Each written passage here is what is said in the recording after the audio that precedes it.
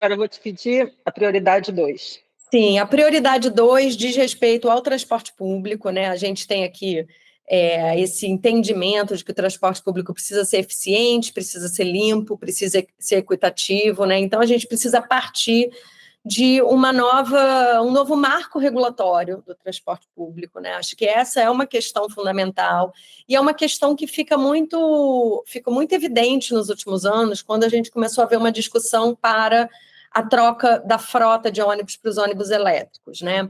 Porque a gente entendeu, eu digo, todo o ecossistema, né, de organizações e de atores e atrizes que atuam nessa área.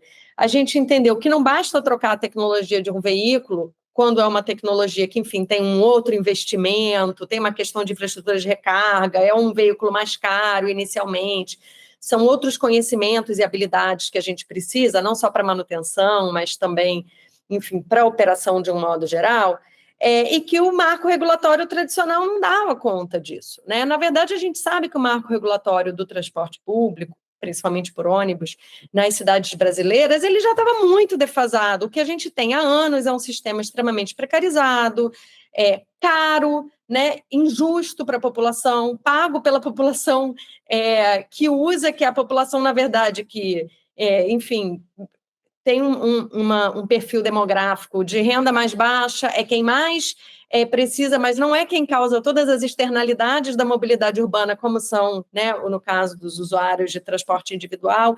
Então, tem aí uma série de questões muito problemáticas em torno do transporte público, não à toa.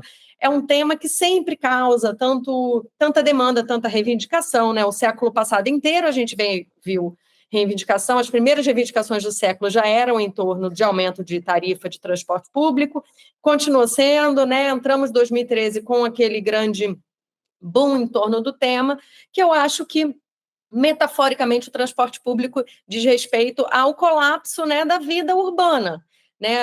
Assim, é uma vida cara, uma vida inóspita, e tem uma série de injustiças sociais que acabam sendo resultantes, né, também causadas pelo sistema de transporte público. Então, agora a gente passa por uma discussão, né, sobre a remuneração desse sistema, o transporte público sendo entendido como um direito, né, está lá artigo 6º da Constituição desde 2015. Então, na medida em que a gente coloca isso na Constituição como um direito, que tratamento que a gente precisa dar?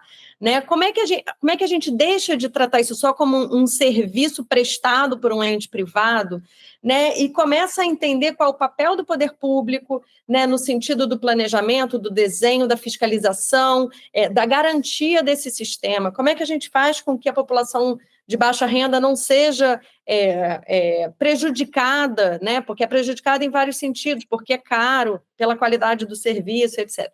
Então, isso faz com que a gente precise, de fato, rever, né, o marco regulatório como um todo. A gente vem falando muito da necessidade de separar contratos, né, de provisão de veículos, de contratos de operação, né, de garagem. Então, quebrar, de fato, né, esse ecossistema como um todo para ter, inclusive, mais competitividade, novos atores entrando, né, novos mecanismos de regulação e mecanismos de fiscalização, contratos mais curtos, que deem ao poder público também um maior, né, poder de negociação, de interferência, de ajuste nos contratos.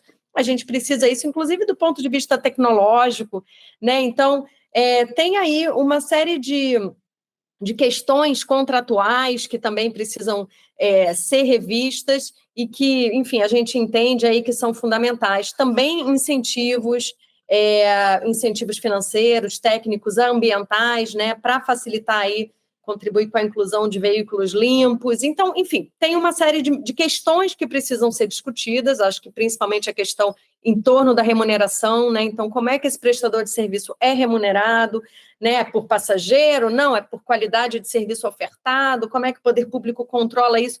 E o ponto anterior, que era sobre gestão, né? Então, como é que, por meio de dados de GPS, GTFS, a gente consegue, de fato, acompanhar o serviço que está sendo prestado, por exemplo, né? Então, como fazendo aí esse mosaico de acompanhamento.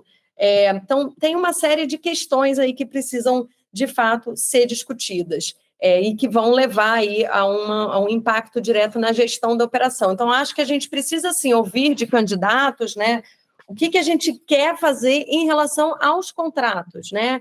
Então, a gente quer rever os contratos, a gente quer ter uma possibilidade de que o poder público tenha maior ingerência no contrato, sim, e não uma saída, o poder público que sai e deixa esse serviço na mão do operador privado. A gente também entende que precisa fazer, né, uma revisão da política tarifária. Essa é uma questão fundamental.